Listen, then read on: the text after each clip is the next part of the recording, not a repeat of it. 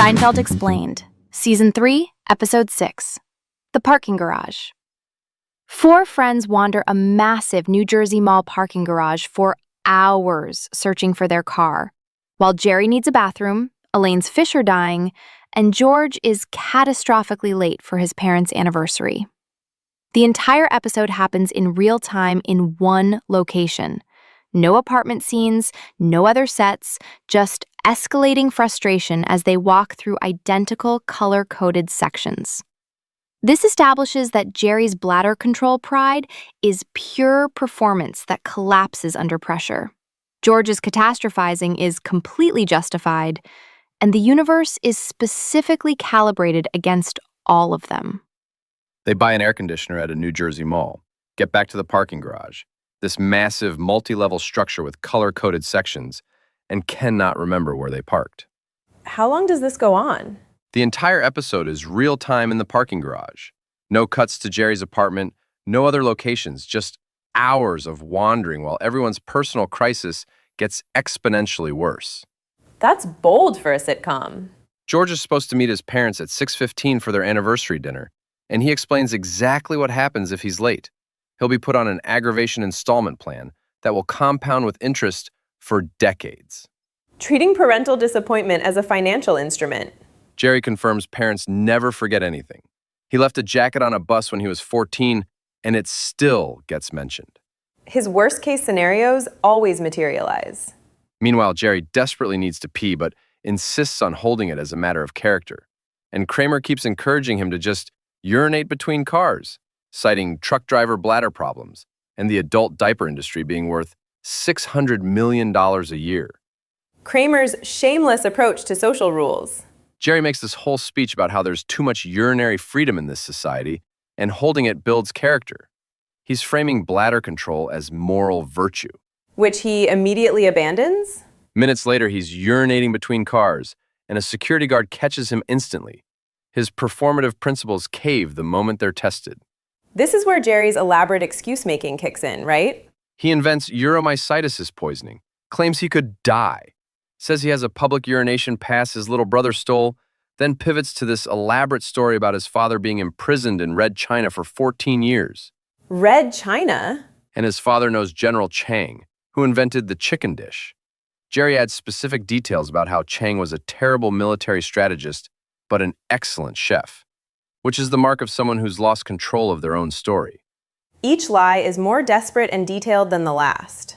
When George shows up with the same anniversary story to try helping Jerry, the guard realizes they're both lying. Meanwhile, Elaine has dying fish? Kramer mentions her fish only have about 2 hours of oxygen left in the bag, so she's desperately trying to get strangers to drive them around to find the car. And everyone refuses, even when she shows them the dying fish. How unhinged does this make her? She escalates from polite requests to yelling, "These fish are dying," and lecturing people they'll be belly up in an hour, then sarcastically shouts, "That's not me talking, that's science," when bodybuilders ignore her. Appealing to scientific authority about goldfish mortality. Her observations are completely correct, but utterly ineffective. She's the sane one, driven insane by everyone's indifference. And by the end, the fish eyes are cloudy, so they're probably dead anyway. And George's anniversary panic? He's watching the clock and calculating the compound interest on his parents' disappointment, and he gets into a confrontation with a mother hitting her child. Wait, George tries to do the right thing? He tries to defend the child, then ends up arguing with the kid himself. They trade insults like, "You're ugly." "No, you are." The parking garage reduces everyone to petty conflict. Even his righteous moment devolves? Then an attractive woman finally offers to drive them around to help find the car, and George is thrilled.